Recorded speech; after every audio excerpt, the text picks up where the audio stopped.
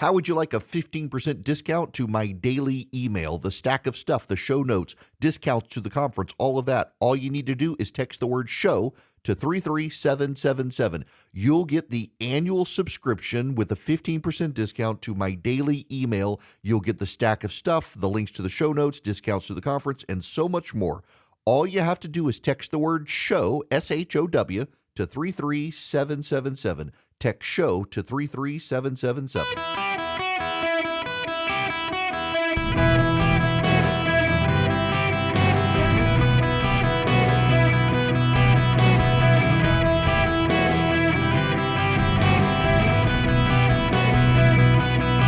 Welcome to the Eric Erickson Show podcast, Hour 2. Hello, America. It is Eric Erickson here. The phone number, 877-973-7425. Should you wish to be on the program, I would be delighted to have you. We are keeping our eye on the White House. The President of the United States and the President of Ukraine are there to be meeting. There are active conversations about the use of Tomahawk missiles inside Ukraine by the president. He is seriously thinking of granting permission to Ukraine to use those Tomahawk missiles. Now, we are told something new that we didn't know the other day. It turns out, didn't scare me this time. Dude just went past my window. I'm 7 floors up. He's on one of those window washing thingy bridges, and there he goes. Wow. Okay, sorry. So we're told that it was Vladimir Putin who asked for the meeting with Donald Trump. It was not a Trump-initiated conversation. It was a Putin-initiated conversation, and it came after President Trump openly suggested that he would send Ukraine Tomahawk missiles. The Tomahawk missiles would give the Ukrainians long-range capabilities. Those long-range capabilities would be able to reach the drone factories within Russia. Not only that, they would be able to reach power plants within Russia. They would be able to reach natural gas depots and hubs inside Russia. The Russians have been bombing the Ukrainian power grid pretty heavily over the last month. So it is October, obviously. And in October, it starts to get cold in Ukraine, and it's going to get colder and colder over there. And before winter sets in, the Russians have been blowing up the various bits of Ukraine's power grid that they're capable of blowing up. They have targeted natural gas supplies within Ukraine, and Ukraine would like to reciprocate because Russia is so big, the largest country on the planet. It's hard to make the Russians feel the way the Ukrainians feel. The Russians have their own problems. The Russians are short of food. The Russians have real issues. But the Russians typically have their lights on at night and have heat at night in ways the Ukrainians do not. If you expand the missile reach of the Ukrainians, well, then you expand their capacity to wage war. You expand their ability to inflict damage on the Russians, and you probably more quickly bring this situation to an end. While we are waiting on the president of Ukraine and United States, there's another story. Now, those of you down in Lafayette, notice, by the way, so I live in Georgia, but I am from Louisiana. And so I know it's Lafayette, Louisiana. In Georgia, for reasons that flummox me to no end, they say Lafayette. Now, here in Georgia, we have Vienna, Georgia, home of the Vienna sausage, except it's Vienna. My wife, to this day, she likes pigs in a blanket, and she says, will you go get me some Vienna sausages from the grocery store? It's like, I don't know what that is. Do you mean a Vienna sausage? And she gets mad at me. She also says pecan, and I say that's something you flush, but that's neither here nor there. We also have Cairo, Georgia, which you would think is like the syrup, Karo, but nope, it's spelled Cairo, but they pronounce it Cairo. My favorite is we have Houston County in Georgia, but it's Houston County in Georgia. Y'all, I got no idea. I don't know. I don't know. I've told the story before. I one time worked for a member of Congress who had a lady from Chicago come down, and she did not know the uniqueness of the pronunciations in Georgia. So she went to what in Illinois is Coeur d'Alene and said Coeur d'Alene, but in Georgia we say Cordial. And, well, it caused problems. So in any event, it's Lafayette, Louisiana. It is God's country. The food there is fantastic. Now it makes me miss Don's, among other things. But a Lafayette resident has been charged in connection with the October 7th, 2023 terrorist attack on Israel, court documents show. Mahmoud Ahmed Yaqib al-Muhtadi, 33, is charged with providing, attempting to provide, or conspiring to provide material support to a foreign terrorist organization and visa fraud in federal court. Online jail records show he's being held in St. Martin Parish Jail.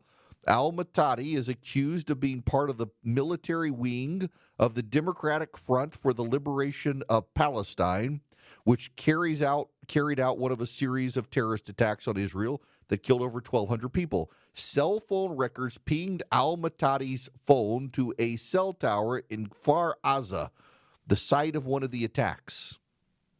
Prosecutors also obtained recorded calls that allegedly showed al-Muhtadi used that phone to organize a group to participate in the attack. Accordingly, 60 people were killed and 19 others were kidnapped in that attack. He's alleged to have falsified the application for a visa to enter the United States. Officials said he was living and working in Lafayette. The criminal complaint was filed October 6th under seal in federal court in Lafayette and unsealed late Thursday, signed by FBI Special Agent Alexandria Thomas O'Donnell, who's described as having almost as many names in her name as the terrorist. I made that part up. I mean, you got Special Agent Alexandria M. Tolman O'Donnell indicting Muhammad Ahmed Yaqib al-Muhtadi. Okay. Well, she's a counterterrorism expert assigned to investigate the murders and kidnappings of Americans on October 7th. So just think about this. Joe Biden, President of the United States of America, allowed into the country one of the people who participated in the October 7th attacks. This is how screwed up immigration was under Joe Biden.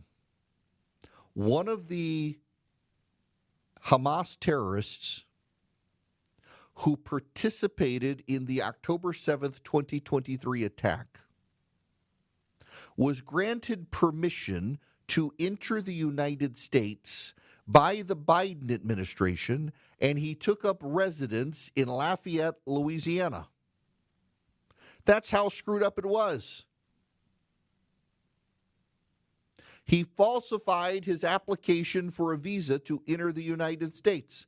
His cell phone tracks him to one of the terror sites.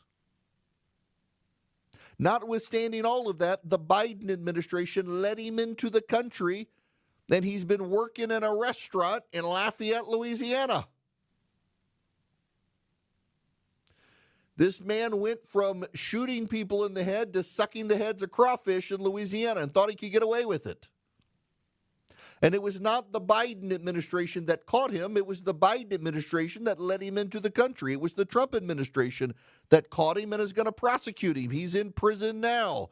The counterterrorism expert of the FBI who was assigned to help deal with the victims, murders, kidnappings, and terrorists involved on October 7th tracked him down and found him in Louisiana.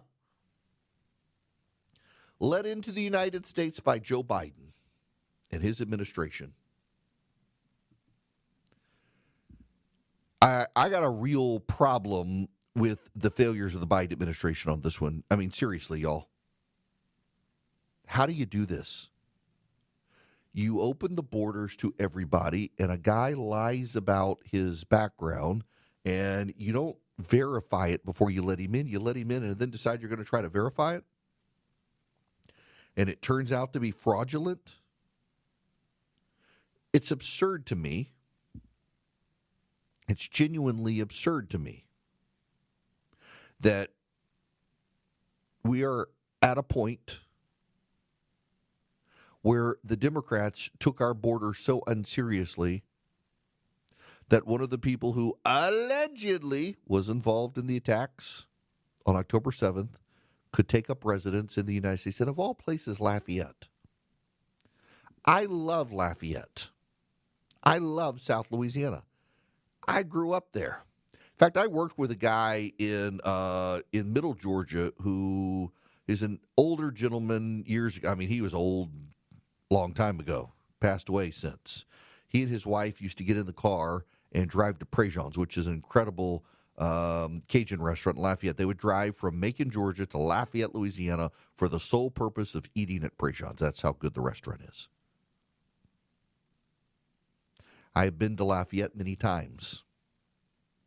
They are really good people.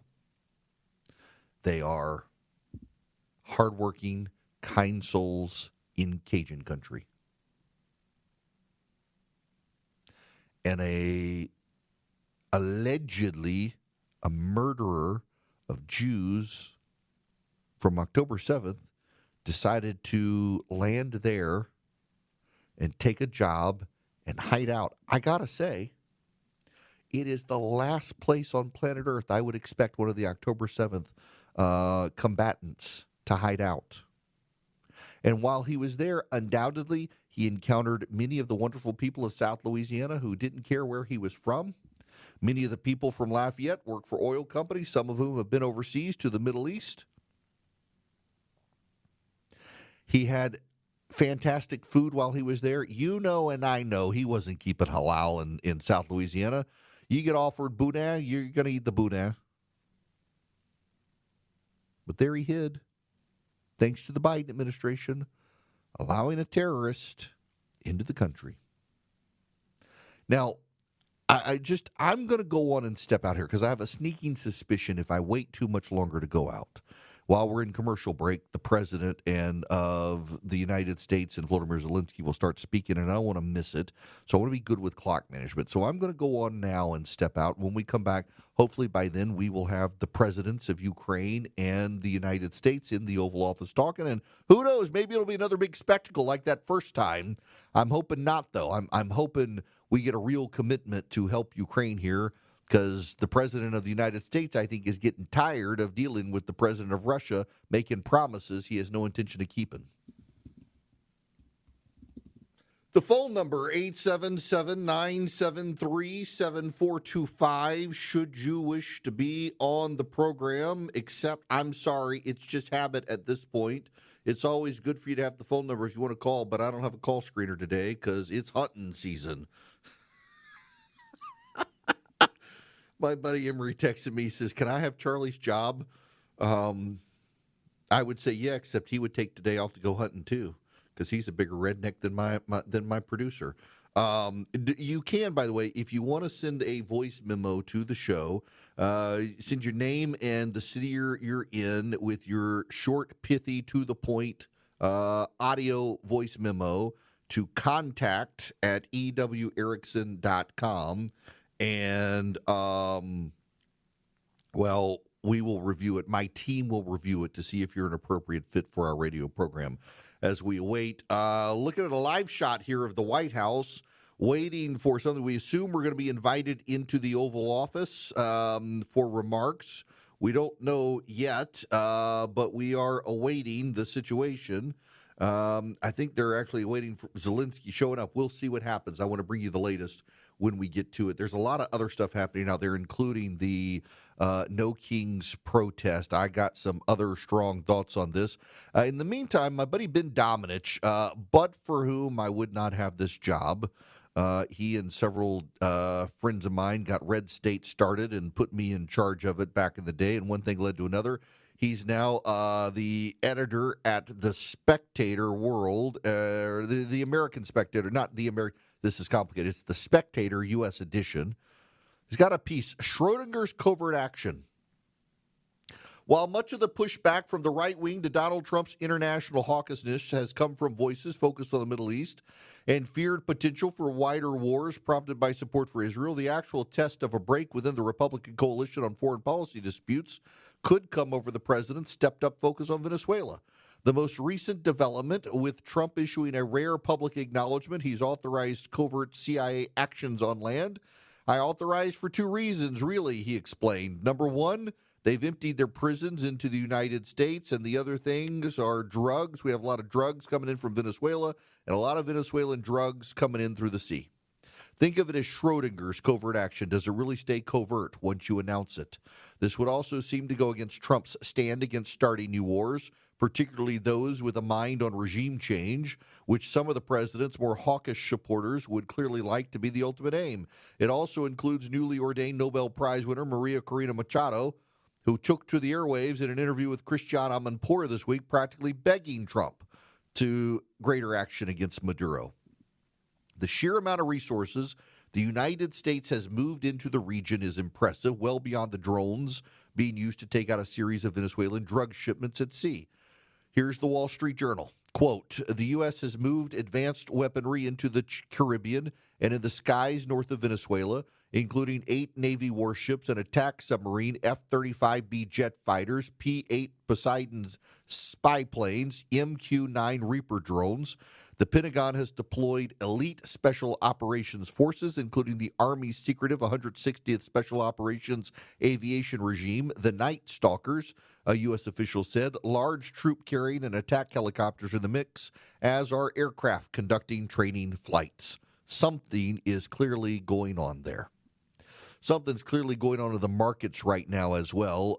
Things seem to be upending.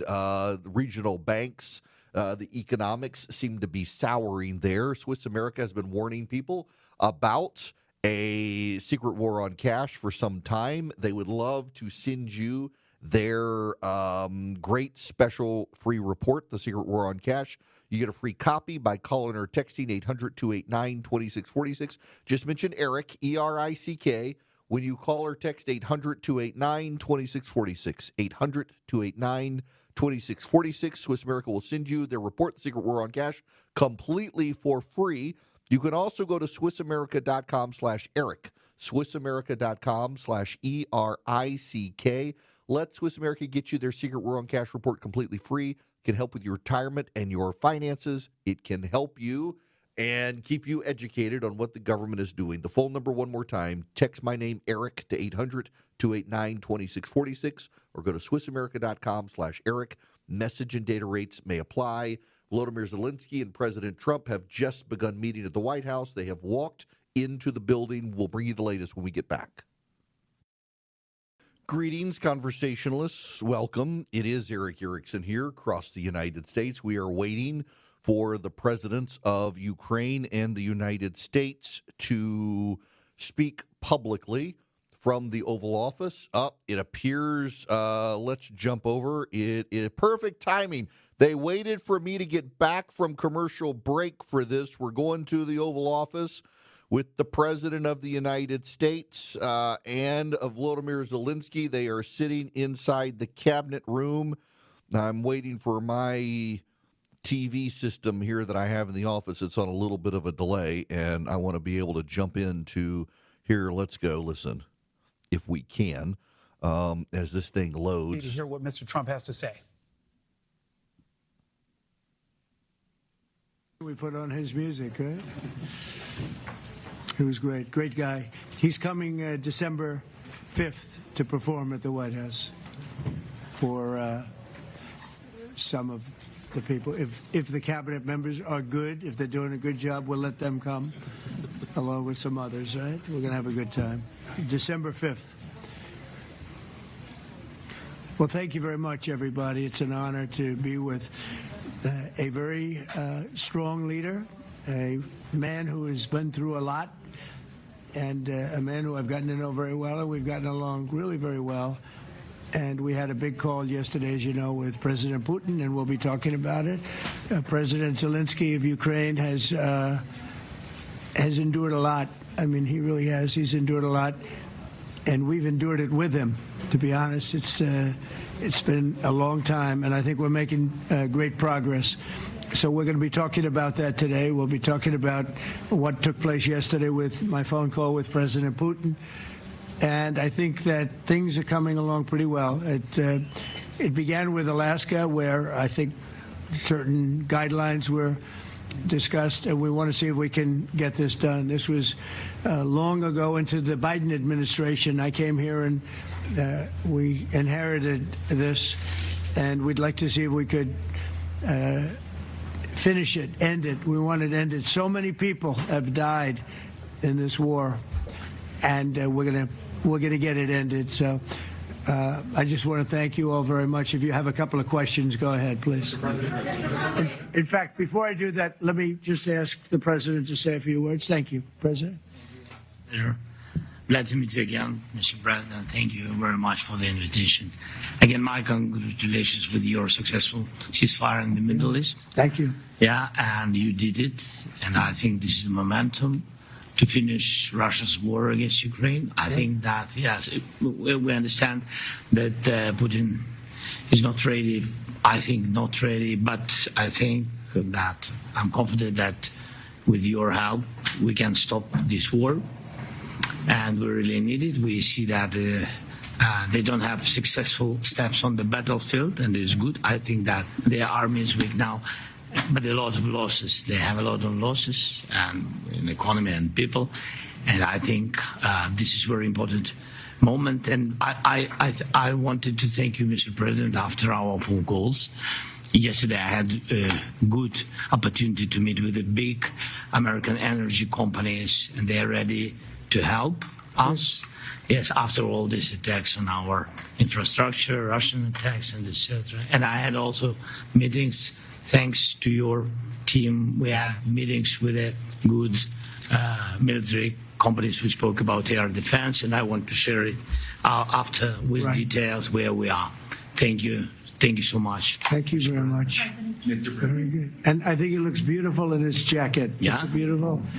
I hope people notice. It's actually very stylish. I like it. President Trump. Please go ahead. Under the Biden administration, the White House was fearing of a possible escalation. They were not allowing the Ukrainians to strike into Russia, fearing of this escalation. Yeah. Would your administration allow Ukrainians to strike deep into Russia? We're going to be talking about that. That's something we'll be talking about. You're right. It's an escalation, but we'll be talking about that. Mr. President, will President Zelensky join you in Hungary to meet President Putin? Because it's a leader that we like. We like Viktor Orban. He likes him. I like him. It's a country that's a safe country. Done a very good job. He's been a very good leader in the sense of running his country. He doesn't have a lot of the problems that other countries have. And so we've decided that we'll be going to be with Viktor Orban, and I think he'll be a very good host. President Trump, right here. It's President Trump. Hungary, yeah. We're doing Hungary, yeah. With Putin, trilateral meeting, or is it just you and Putin? To be determined, but I would say most likely it's going to be a double meeting. It'll be a double meeting, but we will have the President, Zelensky, in touch. There's a lot of bad blood with the two presidents, and I'm not speaking out of turn when I say it. It's a very difficult situation. You know, we just settled the war, and after thousands of years, I guess, people say anywhere from 500 to 3,000 years. And I was in rooms, as you saw, because you were with me, a lot of you were with me last week, with leaders that didn't like each other, but they were able to get along. These two leaders do not like each other, and we want to make it comfortable for everybody. So one way or the other, we'll be involved in threes, but it may be separated. President Trump. President. President Trump. doesn't agree to peace in Hungary. Was he what? Where are you from? From Ukraine. He actually had a Okay, good. conversation with me. Good, yeah. What if Mr. President Putin doesn't agree to peace in Hungary? What do you do then? Do you have... Well, let's see what happens. I mean, you know, what if? I think he will. I think that President Putin wants to end the war, or I wouldn't be talking this way. I think he wants to end the war. I spoke to him yesterday for 2.5 hours. We went through a lot of details. He wants to get it ended. I think that President Zelensky wants to get it ended. Now we have to get it done. President Trump, Kara Castronova from Lindell TV. And although I love asking you questions, today my question is for President Zelensky Sure. of Ukraine. Go ahead, please. Thank you. Our President Zelensky, President Trump, just brokered a peace deal in the Middle East that all Americans, both sides of the aisle, are very proud of. But to meet that deal, both sides had to make concessions. Our president has stuck out his neck in many ways to make a peace deal for your war as well. What specific concessions are you willing to make to end this war with Russia? Will you give up joining NATO? Americans have foreign war fatigue, and our president, as he said, we need our Tomahawks too. To me. Yes, you, President Okay. Zelensky. Thank you What very much. concessions will you That's some question. Right? So many questions Thank you. in one. Thank you very much for your question. First of all, I think we need to sit and speak. The second point, we need ceasefire. Even now, you see in the Middle East, it's very difficult to hold ceasefire. Everywhere, in every war, it's very difficult. We want peace. Putin doesn't want. That's why we need pressure on him. We will speak with President today what we need. We understand what we need to push Putin to negotiation table. And as I said previously, so we are ready to speak in any kind of format, bilateral, trilateral, doesn't matter. Matter just peace. This is important. And we don't speak about NATO or NATO. For Ukrainians, it's very important. Of course, it's our decisions of allies to decide where we are. But are you willing to give Yes, up but joining the NATO? most important thing for people in Ukraine, which are under each day's attacks, to have really strong security guarantees. NATO is the best, but weapon is very important. Allies on our side is very important. And between us, for us, bilateral security guarantees between me and President Trump is very important. I don't know, we didn't speak with details about it, but this is the most important document because the United States is very strong. Sir, President Trump, you are the middleman right now, hoping to end this conflict. Who is doing a better job negotiating, President Zelensky or President Putin? I think they're both doing a great job in that sense. We have to get it done. We've got to take some of the hatred of each other. You know, they don't like each other. I say that in front of President Zelensky, but I say it in front of President Putin too. They have tremendous bad blood. It's really is what is holding up, I think, a settlement. I think we're going to get it done, and we have to make it long-lasting. As I said in the Middle East, everlasting, right? Everlasting. And the Middle East is a much more complicated situation. You know, we had 59 countries involved, and every one of them agreed. And it's, you know, it's sort of amazing. Most people didn't think that was doable. This is going to be something I really believe that's going to get done. I had a very good talk yesterday with President Putin. I think he wants to get it done. And President Zelensky, right behind you. When we were in Israel with President Trump earlier in the week, we heard a lot about the difference in diplomacy between President Trump and President Joe Biden before him. What do you see as the biggest difference in diplomacy between President Trump and President Biden? President Trump has a big chance now to finish this war. President Biden now is not the president, so he doesn't have a chance to finish this war. And President Trump is really showed for the world that he can manage ceasefire in the Middle East, and that's why I hope that he will do this, and we will also have such big success. For Ukraine, it's a big chance, and I hope that President Trump can manage it. Are you ready? We'll step out of there right now. This is the presidents of the United States and Ukraine meeting in the cabinet room, surrounded by, you've got J.D. Vance there, Marco Rubio, you've got the diplomatic team. They will, after this session, have some private closed-door conversations. Yeah, you know, if I were president, I got to say, I think the thing that would annoy me the most is that the reporters are, President Trump, just like have somebody in there pointing and shut the reporters up. Goodness gracious. So, listen, y'all know where I stand on this. I think that Vladimir Putin doesn't really want peace. I don't think he can afford to bring his soldiers home out of Ukraine because many of them were let out of prison. They were killers. They were sent to the front lines where they just learned to get better at killing. And having them go back to Russia, I think, would be destabilizing. I think that Vladimir Putin has caught the tiger by the tail and can't let go of this. But if anyone can get him to let go and make sure he doesn't get devoured by the tiger so he does let go and gives peace, it's probably Trump. I mean, Armenia and Azerbaijan hate each other. He's brought peace to them. India and Pakistan, they hate each other. He's gotten peace there. Hamas and Israel hate each other. He's gotten a modicum of peace there. He's gotten Arab neighbors who despise Donald Trump or despise Israel to recognize Israel. So, I say give the man the benefit of the doubt.